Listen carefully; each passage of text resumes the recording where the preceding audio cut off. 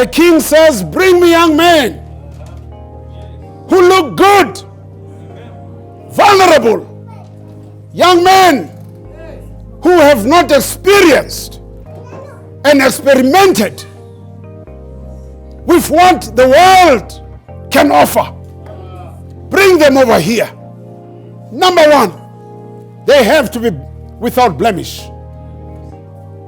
Number two, they have to be good looking. They shouldn't come over here with scars. They should walk in here vulnerable, tender, so that I can mold them in the ways of Babylon. Call unto me young men who are gifted in all wisdom. Gifted in all wisdom. I don't want to have young people I'll have to babysit over here. I need young people. Now, this was a tall order. For these qualifications, no one could be found with this. No one could be found. Particularly that they are still young.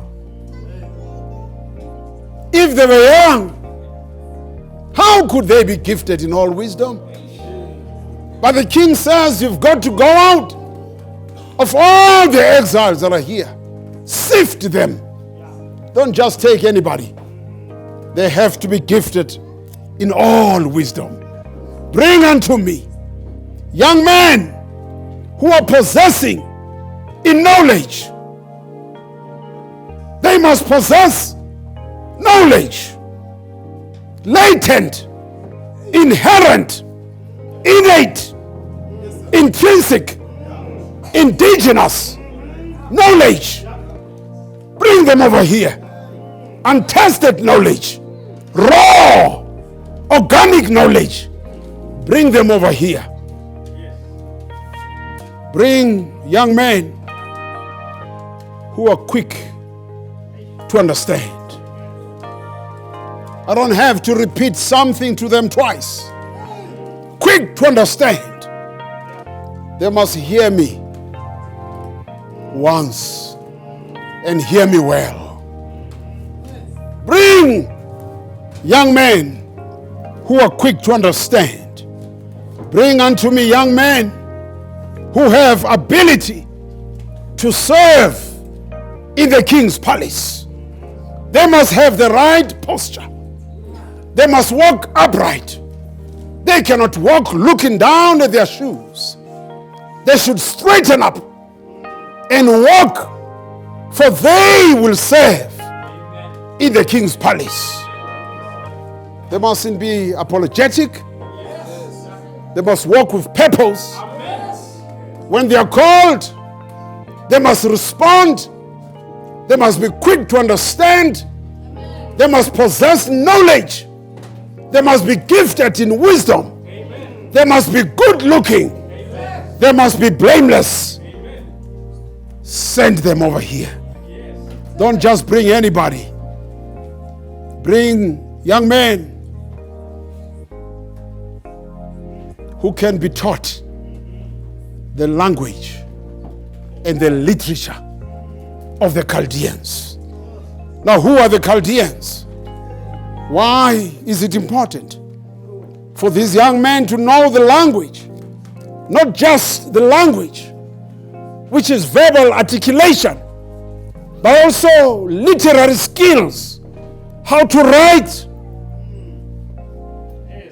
how to articulate, and put down on paper, not just for your generation, but for generations to come. Which generation? The generation of Babylonians, not of Jewish people. For these young men must be taught the language.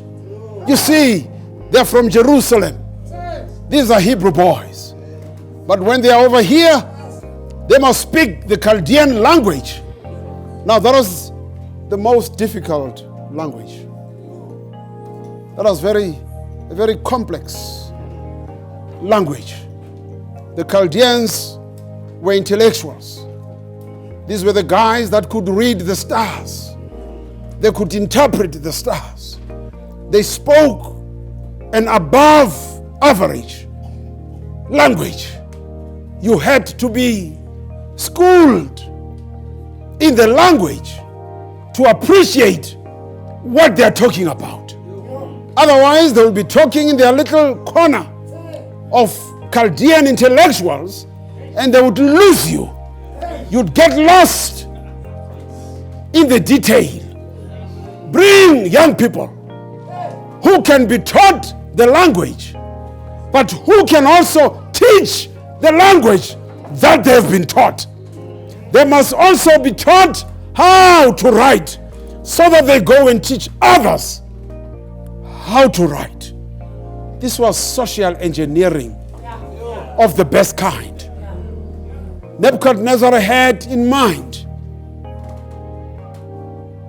young people who can be taught the ways of Babylonians, and thereafter who would be unleashed to go and teach Jews how to be socialized into the ways of the Babylonians. And for that project to happen, to be successful, they had to bring Jewish people. Bring Jewish people. They could not get Babylonians. They had to get Jewish people who will come wearing a blanket of the Hebrews, but who speak a Babylonian language among their people. The same social engineering shrewdness is what we saw in this country many years ago. And I dare say, even today, even when we cast our vote in this country, there are those who know that the only way to get your vote is to send those who look like you. They look like you. The hardware is black, but the software is white. And when they come to get the vote in black settlement areas, when you look at them, they look like you. But they're taking your soul to sell it to others. This was a strategy of Nebuchadnezzar, to get Jewish young people, train them, and send them to other Jews where they could teach so that they could be captured. And forever, for the rest of their lives, they would serve the master for the rest of their lives. But God, come on now. But God, the one who is interested in human affairs, a God who created and got involved. You see, we don't serve a God that created this world and then pushed it to roll on its own. He created it and got involved with it. And so there is nothing that takes God by surprise.